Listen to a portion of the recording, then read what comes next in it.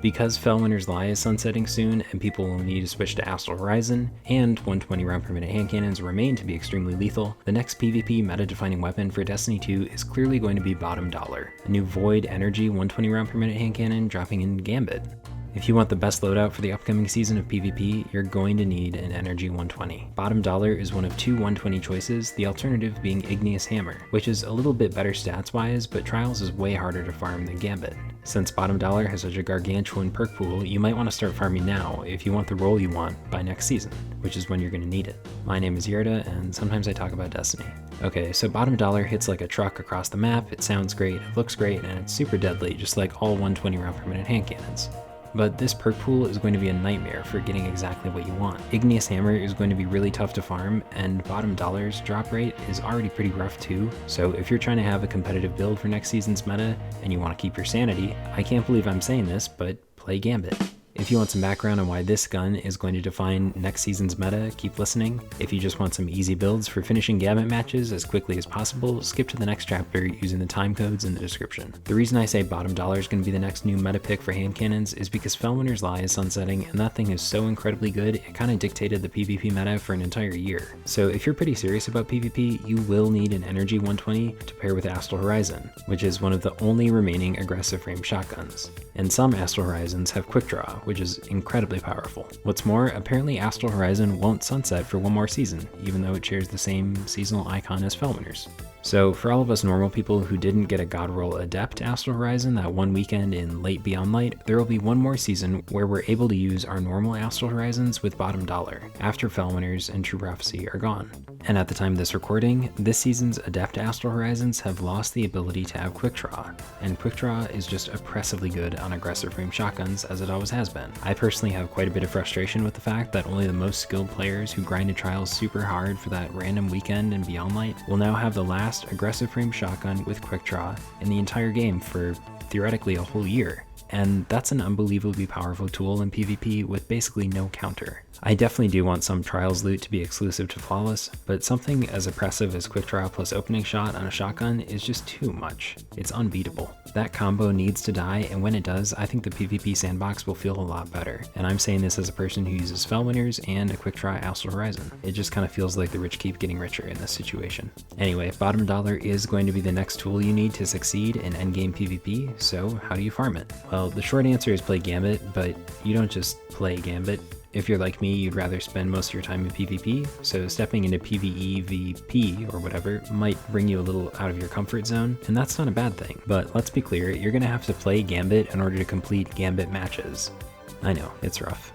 Every time you finish a Gambit match and every time you rank up with the Drifter, you have a chance of getting a bottom dollar. Because the perk pool is so large, it's going to be really important that you spend your time wisely in Gambit to get as many drops as possible so you can hopefully get what you're looking for. I personally just want any roll with Rampage and a little bit of range. So let's get into it. Here are some of the best solo player Gambit builds for winning matches as quickly as possible. The reason I'm suggesting solo builds is because I assume you don't have friends to play Gambit with, but if you do, good for you. You're probably going to win a lot more. Literally, if you just put on all Warlocks with Chaos Reach, you're probably good. Gather your friends who actually play Gambit and knock this grind out. Okay, one more very important thing to note about the drop mechanics here. I've been farming bottom dollar quite a bit, and I'm 99% sure that legendary weapon drops in Gambit are tied to how well you performed. Every time I've gotten a bottom dollar to drop, or the new Gambit fusion rifle, which is also a legendary drop, were the times when I killed a ton of enemies, a ton of guardians, or we just barely won, or I got some gold medals in the match for killing a lot or killing quickly, or whatever. So as much as you might want to farm bottom dollar by going AFK, because it can drop from losses too,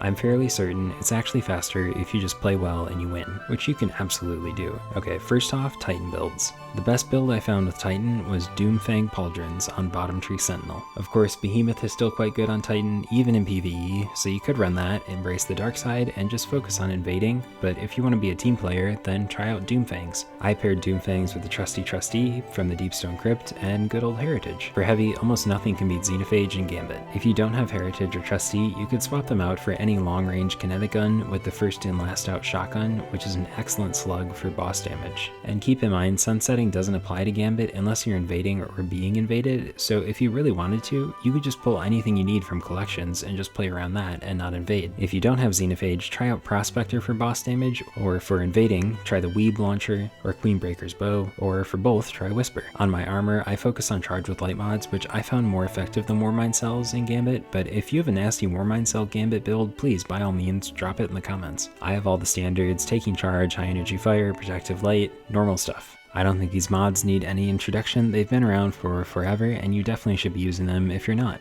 They're super good. The other armor mods I'm using are very clearly coordinated with the weapons. There's special and heavy mods for finding, loading, reserving, and scavenging ammo on each armor piece.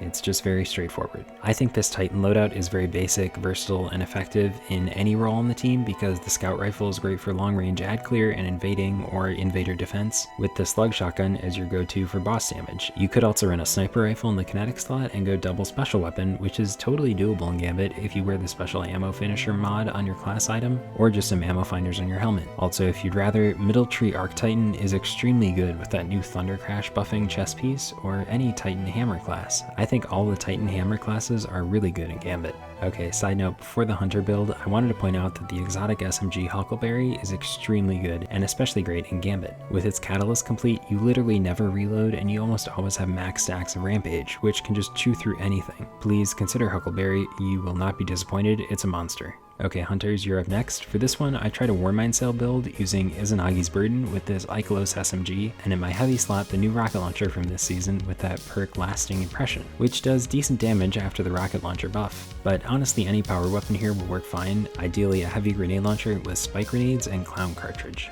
Alternatively, you can't go wrong with a sword such as Falling Guillotine. I decided to run Golden Gun with Celestial Nighthawk in order to delete the boss faster, which seemed like the most useful thing for most teammates I matched with, but I also found that Top Tree Void Hunter with the big tether was extremely viable because it cleared ad spawns fast, it kept me alive with the invisibility dodge, and it immediately cleared the center mess when the primeval spawns. Plus, all those orbs you generate for your team are really useful.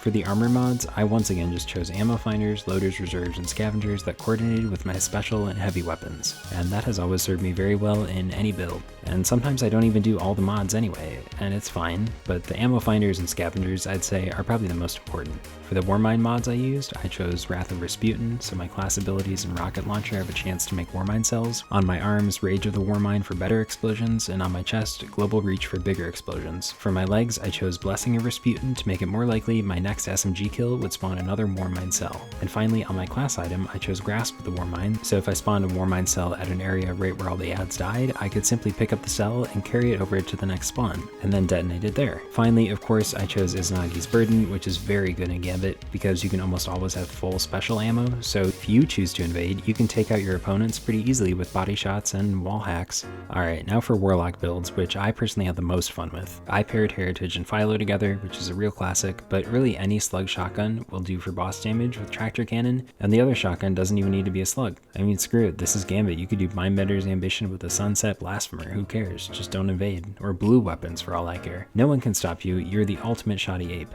Just put boss spec on the shotguns and make sure you have on Tractor Cannon. The reason this build works so nicely is that the mods you use are affecting all three of your weapons, so every time Shotgun Ammo Finder or Shotgun Scavenger activates, it's helping every single one of your guns. Same with your loader perk and your reserves. They're always helping. The important thing is that you pair this build with the bottom tree Void Warlock, which is the Devour tree, which is my favorite Warlock subclass. Every time you get a kill, you get full health and shields immediately, plus some grenade energy, and I'm not kidding when I say that you can have this perk active for an entire Gambit match. There are so many ways to get Devour back and activate it again, so you actually might never die if you just play it safe when you're invaded. You're seriously just going to tear through groups of enemies like the wind and nothing can stand in your way.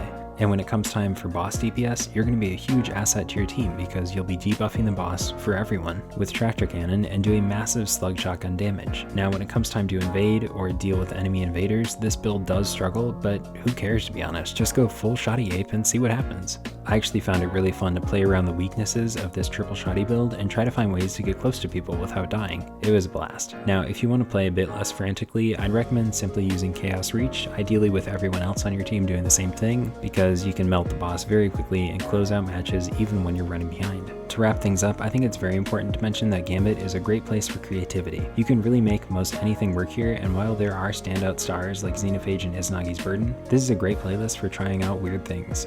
Plus, if you throw on a weird loadout and it isn't working, who cares? It's Gambit. And anyway, the match will probably end faster if you aren't any competition to your opponents, so then you can get on to the next match more quickly and workshop your build in the meantime. Just know that these builds will probably be good regardless of what class you like to play, and you could alter them in a myriad of ways because power level doesn't matter so much in Gambit outside of invading, and that's something about Gambit that I found really fun, scouring my vault for old stuff and just using whatever seemed fun, and it always kind of seemed to work out, along with the stakes being really low. As long as you have something for boss damage, something for handling trash mobs, and something for protecting yourself against invaders, you'll likely be totally okay and you'll win matches. And in many cases, those three needs of small ad clear, big ad clear, and invader defense can all intersect in your build for some really powerful synergy. Once you find something that feels good, just stick to it and you'll get better and better and start winning more and more matches, setting yourself up for more and more bottom dollar drops. Finally, this list isn't an end all be all. I think there are a ton of great options out there, and I hope I hear from people in the comments about their favorite builds because I know I'll be grinding a lot more bottom dollars until I get that rampage roll I want.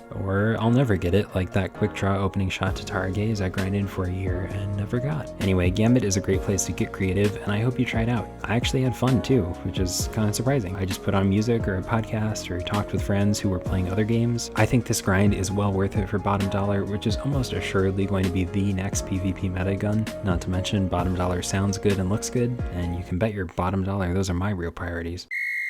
Alright, thanks for stopping by, and please consider supporting the channel with a subscription or whatever. If you got some nice Gambit builds, let me know, and hopefully you can have some fun out there in your grind for your bottom dollar. Okay, bye now.